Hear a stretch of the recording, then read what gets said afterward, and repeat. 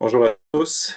Merci d'être présents là, pour cette nouvelle édition, là. La première édition de l'année là, des Midi Découvertes pour l'Observatoire et le Bureau de la recherche au Cégep de Thetford Mines. Donc, le sujet d'aujourd'hui, c'est la restauration d'un ancien site minier d'amiante. Donc, nos deux présentateurs vont être Emmanuel et Jean-François, tous deux du ministère des Ressources naturelles et de la Faune. Donc, on va commencer ça dans environ 3 minutes. Comme d'habitude, les consignes sont simples. Les caméras et les micros des participants demeurent fermés pendant toute la présentation. Ça permet d'éviter la captation de moments inappropriés là, qui pourraient être diffusés dans l'enregistrement. Chaque séance est enregistrée et rendue accessible gratuitement sur le web, accompagnée de la présentation PowerPoint ou PDF. D'ailleurs, là, je vais vous envoyer le chemin dans le chat où est-ce que vous pourrez trouver des enregistrements et des présentations passées.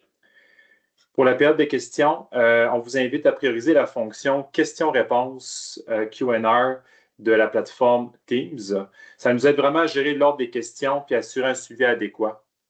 Donc, vous allez voir, là, il y a sur le menu du Teams, là, ça dépend sur quelle plateforme vous êtes, là, vous avez vraiment Q&A. Puis je vous invite à poser votre question. C'est comme un ticket, là, puis je nomme votre question dans l'ordre de la réception. Ensuite, si vous préférez poser votre question de vive voix, là, c'est quand même possible, là. Vous pourrez lever la main. À ce moment-là, ce que je vais faire, c'est que je vais autoriser le micro et ça va être à vous de désactiver le micro de votre côté. Et vous pourrez prendre la parole par la suite. Cela dit, s'il y a un pépin de votre côté, malheureusement, je ne pourrais pas vous supporter là, dans la résolution. Donc, c'est pour ça que j'aime mieux qu'on marche avec le question-réponse. Encore 1 minute.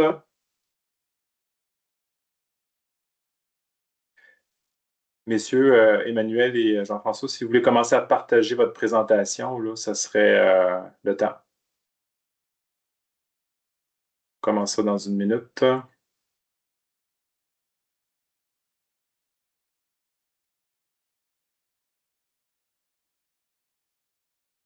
Peut-être la mettre en mode présentateur. Là. Vous êtes comme en mode juste partage d'écran. Là.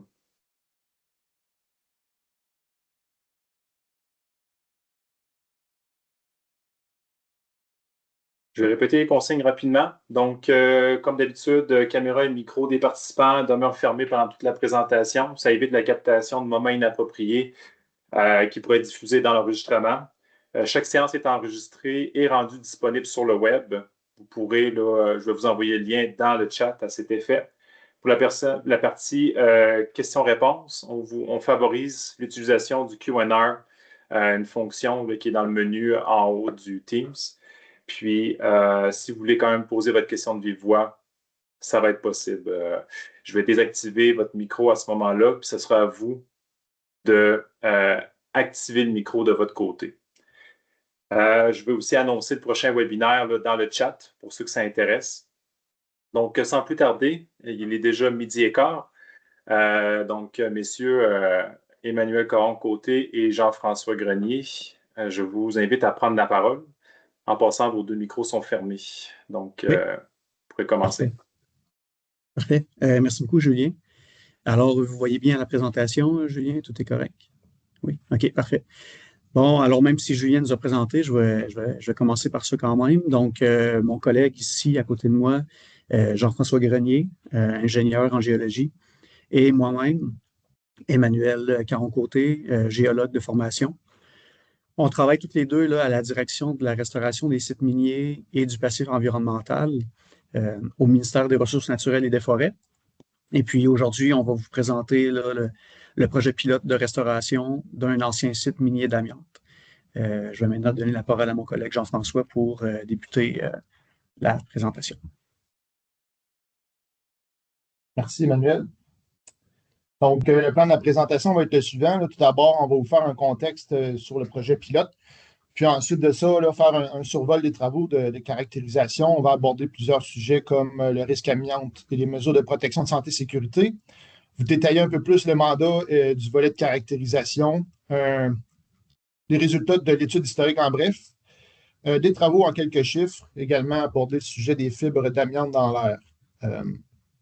Après ça, nous allons vous parler de difficultés qui ont été rencontrées par les travailleurs lors des travaux, et puis allons conclure la présentation. Donc, le contexte du projet pilote là, trouve racine là, en 2019-2020. On était dans un contexte là, où il y avait plusieurs projets de valorisation de résidus miniers qui se pointaient à l'horizon.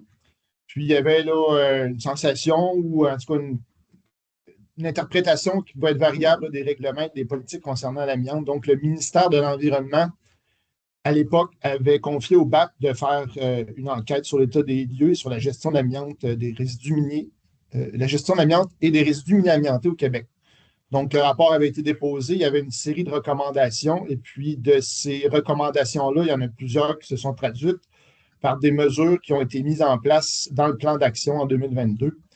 Plan d'action qui s'étalait de 2022 à 2025, l'amiante et les résidus miniers amiantés au Québec vers la transformation d'un passif en un actif durable. Donc, il y avait un financement qui était considérable là, pour ce plan d'action-là. Plusieurs projets qui avaient été donnés à différents ministères. Et puis, dans la présentation d'aujourd'hui, on va vous parler d'une des mesures que le ministère des Ressources naturelles avait à gérer, celui du projet pilote de restauration de l'ancien site minier d'amiante. Puis, pour continuer un peu sur le sujet, en fait, peut-être vous expliquer un peu, grosso modo, c'est quoi les étapes générales de restauration d'un site minier. On a utilisé les 4 étapes suivantes là, pour un peu donner des lignes directrices pour le projet. Donc, il y a 4 volets différents à un projet de restauration minière. Donc, tout d'abord, on a normalement, en fait, on a toujours là, un volet d'acquisition de données. Comme dans le cas présent, dans le cas du projet pilote, là, il y avait beaucoup de données qui étaient manquantes. C'est un vieux site, donc il y avait des caractérisations environnementales qui ont été requises. Puis on a fait également de nombreuses études complémentaires pour aller chercher de l'information sur la géotechnique, l'hydrogéologie, donc l'eau souterraine, et d'autres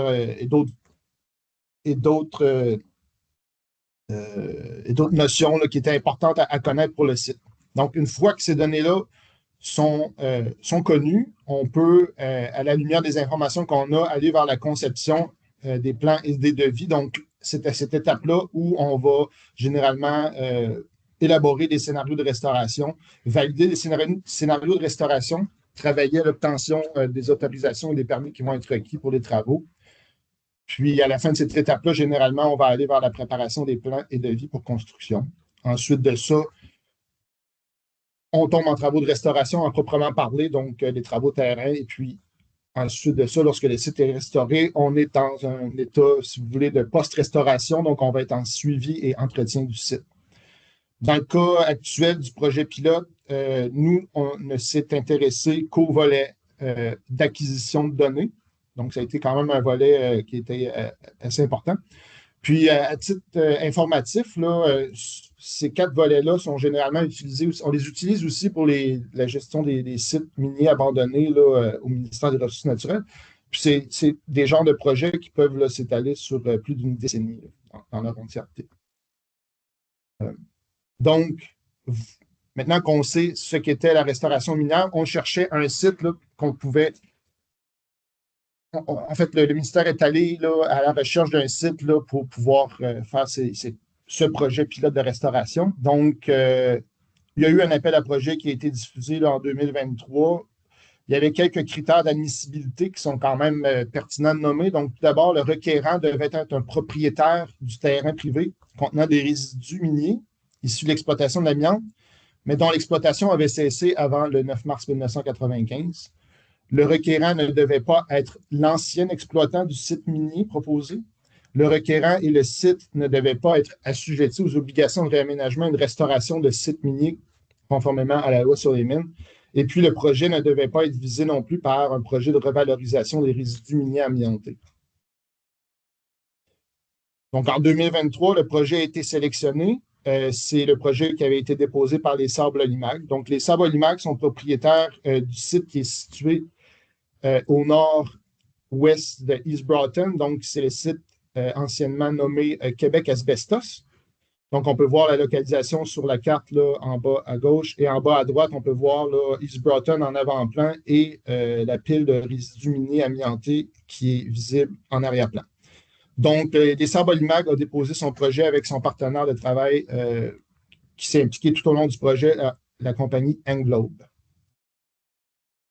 Donc, 2024, le projet, les travaux en fait de caractérisation géotechnique, géochimique et environnementale ont été faits. Il s'agit d'une subvention maximale de 6 millions de dollars. Donc, les travaux étaient effectués et le ministère là, suivait l'ensemble des travaux et puis remboursait là, les travaux au fur et à mesure de l'avancement. L'équipe de travail ça a été quand même un travail d'équipe très important. Donc, chez Sables Olimag, il y avait Claude Gosselin, le directeur là, qui est propriétaire, et les Sables Olimag étaient maîtres d'œuvre du projet. Et puis, du côté d'Englobe, il y avait quand même une grosse équipe là, qui avait été mise en place pour pouvoir là, faire progresser l'ensemble du projet là, sur l'intervalle de temps qui était d'environ 1 an. Donc, on avait là, Simon Roy avec sa directrice adjointe, Catherine Nadon, qui ont participé avec les nombreux chargés de discipline.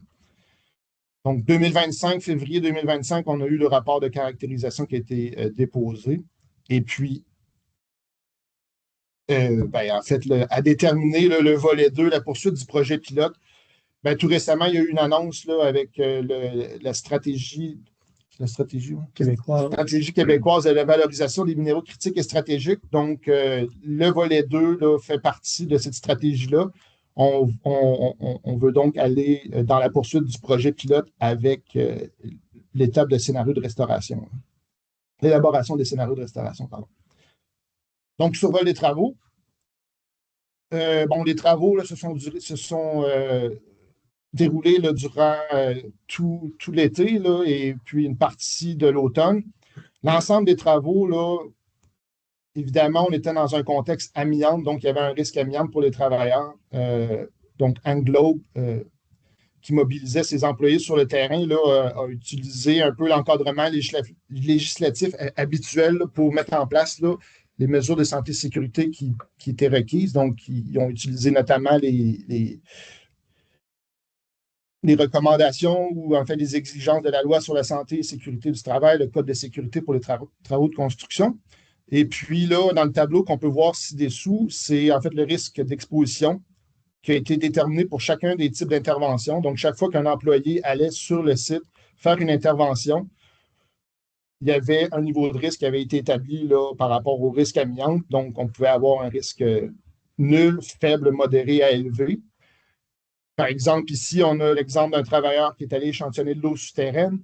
Le niveau de risque avait été établi à aucun, donc le travailleur pouvait aller échantillonner avec des EPI conventionnels de chantier.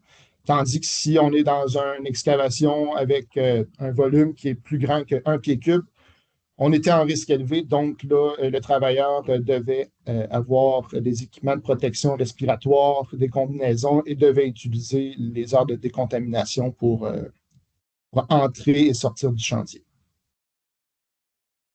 Je vais prendre la parole pour la poursuite en ce qui concerne le survol des travaux. Donc, faut comprendre que pour remplir le mandat du volet 1 de caractérisation, il a fallu réaliser plusieurs études et réaliser différents types de travaux. Donc, en premier lieu, il y a eu une caractérisation environnementale de phase 1, qui est en soi une étude historique pour simuler les risques qu'on peut trouver sur le site. Ensuite, sur le terrain, il y a eu la caractérisation de phase 2 et 3. Il y a eu également différentes études de type hydrogéologique, géotechnique et du milieu naturel qui ont eu lieu. Il y a eu aussi une caractérisation géochimique pour les résidus miniers amiantés, qu'on peut appeler les RMA aussi. Et puis, il y a une caractérisation agronomique qui a été faite pour l'ensemble du site. Et finalement, il y a eu une attention aussi particulière, vu que c'est une spécificité du site, il y a eu une attention particulière sur l'amiante dans l'air et dans les matériaux, donc échantillonnage et analyse. Et ici, à droite, on a mis plusieurs photos qui représentent un peu l'ensemble des travaux. Donc, pour commencer avec l'étude de phase 1, en résumé, c'est une étude historique du site qui vise à identifier et évaluer les problèmes environnementaux potentiels ou existants pour le site, et ce, par une recherche historique de toute la documentation qui peut exister au sujet du site. Il y a aussi une visite qui est faite sur le terrain et également des entrevues qui sont faites avec des gens qui connaissent bien le site depuis un bon moment. Donc, en résumé, l'historique, l'exploitation a commencé vers 1900 et s'est terminée vers 1958 au site Québec Asbestos.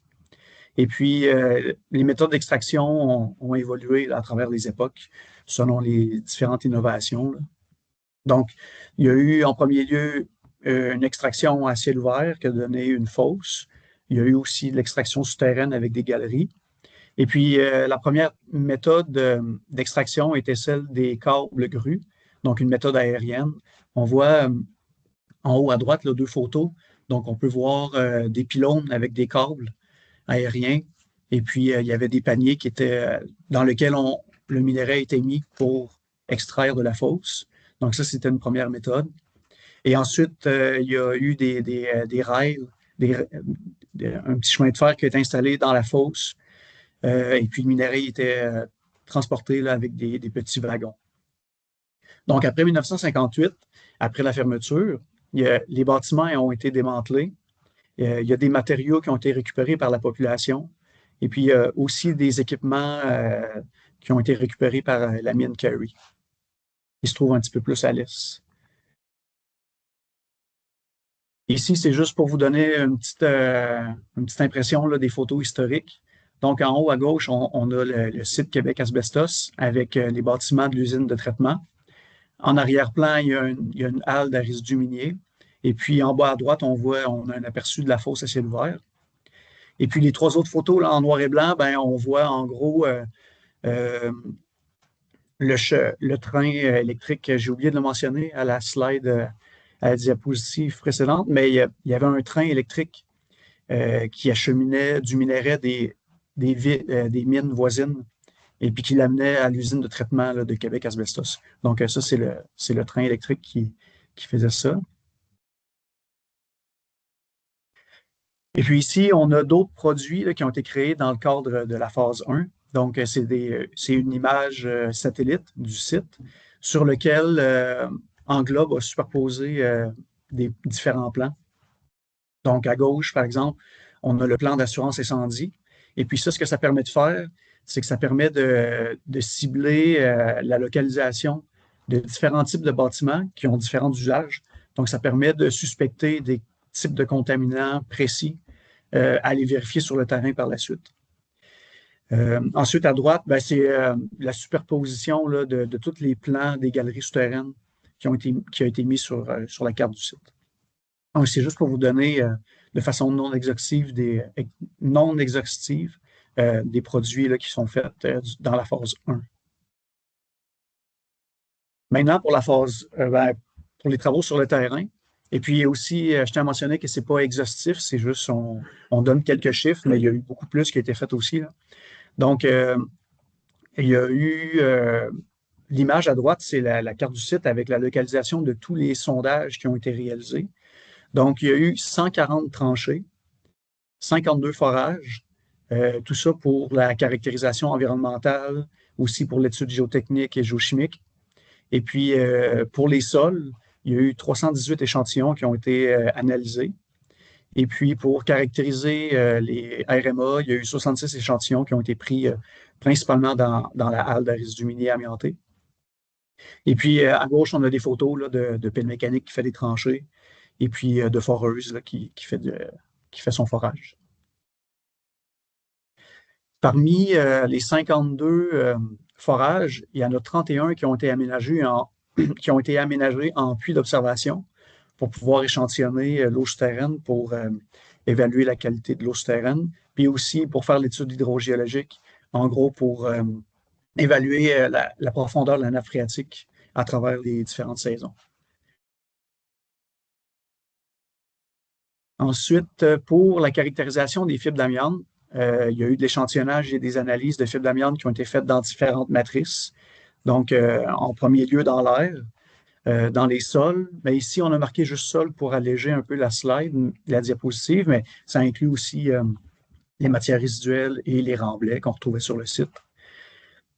Il y a aussi de l'échantillonnage qui a été fait pour l'amiante dans les résidus miniers, dans l'eau de surface et dans les sédiments de ruisseaux. Et pour les fibres d'amiante dans l'air, il y a plusieurs stations d'échantillonnage qui ont été installées. Il y en a eu 4 stations fixes, dont une en amont et 3 en aval, selon les vents dominants qu'on retrouvait dans le secteur. Il y a également une station d'échantillonnage d'air qui a été installée dans le village de East Broughton, qui servait de station référence. Il y avait aussi des stations dans les vestiaires propres et les vestiaires sales. Et également, il y avait une station mobile qui suivait chaque équipe qui faisait des travaux à risque élevé sur le terrain.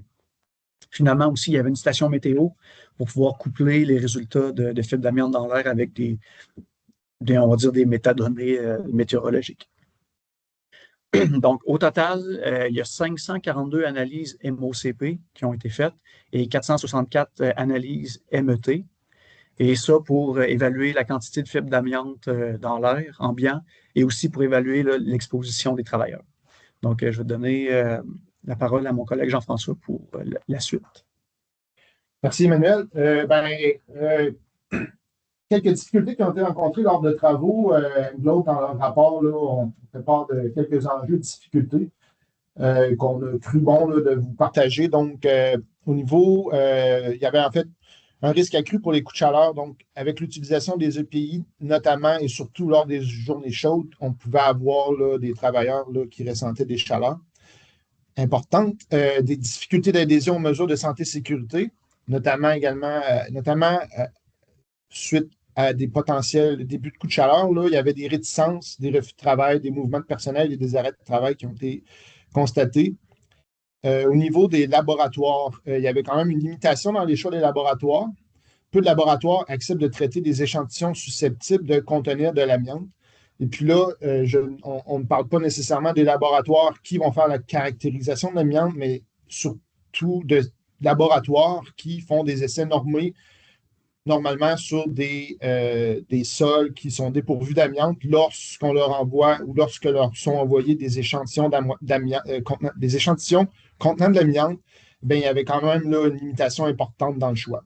Il y avait également des bris de service, donc certains laboratoires qui avaient été sélectionnés là, pour des analyses se sont rétractés en cours de service malgré des ententes préalables. Donc, ces 4 exemples-là peuvent entraîner également là, une augmentation des coûts du projet. L'augmentation des coûts du projet est aussi reliée évidemment là, aux mesures de santé et sécurité qui sont requises par le travail avec l'amiante. Et puis, la prolongation de l'échéancier du projet. Donc, bien que les travaux se soient déroulés dans le respect du calendrier, il faut comprendre que dans un contexte où on n'aurait pas eu d'amiante, là, le calendrier aurait été probablement plus court. Donc, à titre de conclusion, on voudrait soulever le point que les Sables Mag et son partenaire Anglobe ont été en mesure de déployer rapidement un chantier de grande envergure avec un échéancier serré.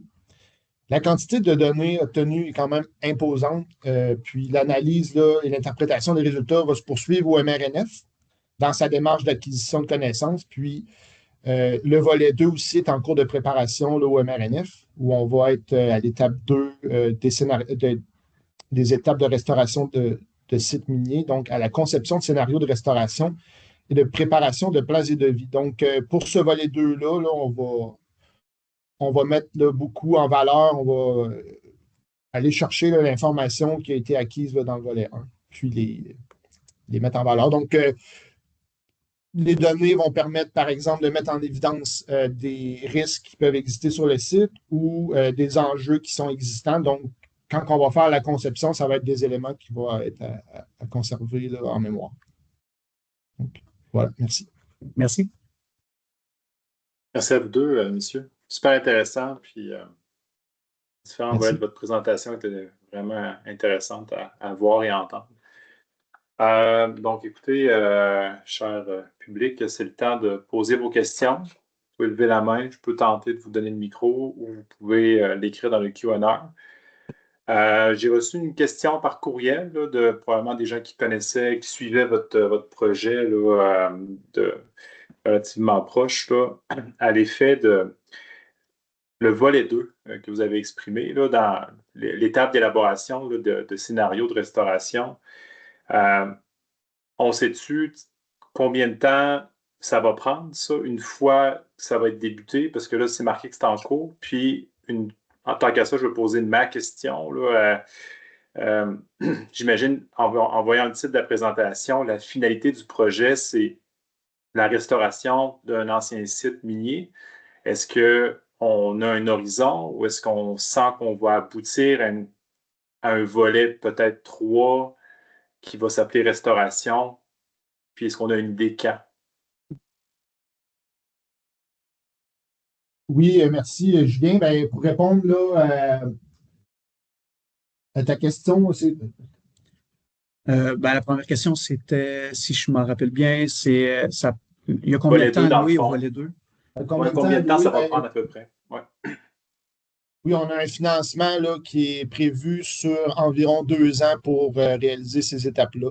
Donc, on va avoir environ 2 ans. Donc, peut-être des travaux, si requis, peut-être au cours de l'été, sinon beaucoup de travail De conception. de conception. Et puis, pour répondre à ta deuxième question. Qui était, est-ce qu'il y a un volet 3? Le volet 3 Oui, dans le le volet fond. 3, ben, c'est sûr Parce que dans le que fond, le volet 2, c'est d'élaborer des scénarios. Ouais. Mais est-ce qu'on a une idée un petit peu de quand est-ce que ça devrait aboutir? Disons la fin du volet 2 ou du moins le début du volet 3. Là.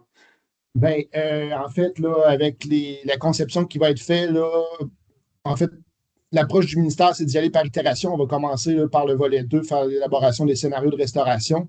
Puis à ce moment-là, on va pouvoir voir l'ampleur des conceptions qui vont être envisagées, les coûts, et puis là, passer ensuite à un volet 3 où on passe à des travaux de restauration. Bien là, il va y avoir des réflexions à avoir là, avant de se lancer dans cette étape-là. Donc, pour le moment, c'est seulement la conception du scénario de restauration. Oui, c'est ça. Si je peux vous complémenter, en gros, c'est qu'il faut faire débloquer les budgets. Puis là, on a réussi à se faire autoriser des budgets pour le volet 2. Donc, on va aller avec ça. Puis ensuite, pour le volet 3, ben, ce sera une autre étape il faut, comme si on veut, aller au Conseil du Trésor, au Conseil du ministre, entre autres, par exemple. Il y a comme des autorisations à aller chercher au niveau. Et puis, euh, on fera ces choses-là. On essaiera de pousser pour le projet rendu une fois la conception terminée. Merci pour l'éclaircissement. J'ai 2 mains levées. J'aurais envie de commencer par Heather Braden, si ça ne te dérange pas, France. Donc, votre micro est désactivé, Madame Braden. Vous pouvez juste l'ouvrir puis tenter de poser votre question. Oui, bonjour. Je suis un professeur en architecture de paysage à l'Université de Montréal. Et je me demande avec les conceptions, est-ce que l'idée, c'est que ces espaces vont être redonnés à la public? Comme est-ce qu'ils vont être accessibles ou est-ce qu'ils seront in perpetuity, gardés à côté? Et deuxièmement, comment est-ce que le patrimoine minier va être incorporé dans ce type de restauration à la fin? Merci. Ben, en fait, là, quand on va être à l'étape de la conception des scénarios de restauration, c'est sûr que ça va cibler, dans un premier temps, un peu les risques qu'il pourrait avoir là, en termes d'ingénierie au niveau, par exemple, de la stabilité des pentes, etc. Donc, on va l'acquisition de données a permis de cibler certains enjeux qui sont reliés au site. L'élaboration, les scénarios de restauration vont viser à atteindre un état satisfaisant en faisant les travaux de restauration, mais il faut comprendre effectivement que ce site-là est situé là, en contexte limitrophe à East Broughton. Donc, oui, effectivement, il va y avoir un volet là,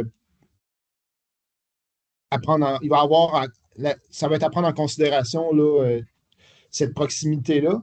Puis le patrimoine là, minier dont vous parlez, là, ben, ça va faire partie des réflexions qu'il va avoir qui vont devoir être faites, mais il est trop tôt pour préciser quoi que ce soit à ce sujet-là. Ouais, c'est effectivement là, il y a il y a un travail de réflexion à faire. Vous amenez des très bons points, mais on n'a rien de concret à affirmer, disons, aujourd'hui. Merci, messieurs. Une question de Ludovic Beauregard. Est-ce que des projets privés de valorisation peuvent s'implanter sur le site en parallèle de vos travaux? Ou est-ce que toute Ça, c'est une l'activité est question. suspendue? Oui, ben, comme on disait initialement dans la présentation, les critères de mission pour le projet, c'était un des critères de, pour être admissible au, pour être admissible pour pouvoir recevoir la subvention, il fallait que le terrain ne soit pas visé par un projet de revalorisation. Donc, une réponse rapide, ça serait non. Le projet de restauration n'est pas vraiment compatible avec un projet de valorisation. Mais après, c'est une très bonne question. Tu veux complémenter? Oui, ben, en fait, là, on n'était peut-être pas présent lors de la rédaction de l'appel à projet. L'objectif du projet de caractérisation qu'on a fait, en fait, il ne fallait pas non plus que les travaux soient orientés pour faire une caractérisation qui visait une revalorisation. Mais dans l'éventualité où un projet de revalorisation comme par Ludovic, si ça peut faire partie d'une solution dans la restauration du site, ben là, ça va pouvoir être considéré. Mais c'est sûr que le projet ne visait pas à faire avancer des projets de valorisation de résidus miniers. Puis aussi, ben, c'est important de spécifier que c'est le projet de l'essor de l'Olimac aussi qui est propriétaire du terrain. Donc, c'est libre à lui. Le terrain lui appartient en quelque sorte. Donc, nous, on propose un projet pilote de restauration. Et puis, si le propriétaire veut faire ceci ou autre chose, la décision finale lui appartient. Intéressant. Merci pour la clarification. On me demande, est-ce qu'on peut avoir vos adresses courriels ou du moins un moyen pour vous rejoindre, pour poser des questions plus tard? On va te les partager, Julien, puis ben, je sais pas. Parfait. On peut, oui, ça va être possible de nous écrire. Ben, oui, mais c'est simple. Là. Je ne sais pas si vous voyez nos noms écrits là, dans nos écrans, mais en gros, c'est notre nom avec mrnf.gouv.qc.ca. Mais, ou sinon, peut-être que la personne qui veut les courriels pourrait faire le pont avec toi, Julien. Oui, Sans je pense que ça problème. va être mieux comme ça. Donc, bon point, de toute façon, les participants sont assez transparents. Là. Donc, pour ceux qui désirent avoir le courriel, je vous invite à tout simplement cliquer sur le nom des présentateurs, cliquez droit, puis vous allez avoir effectivement leur identifiant Microsoft là, avec leur adresse du gouvernement.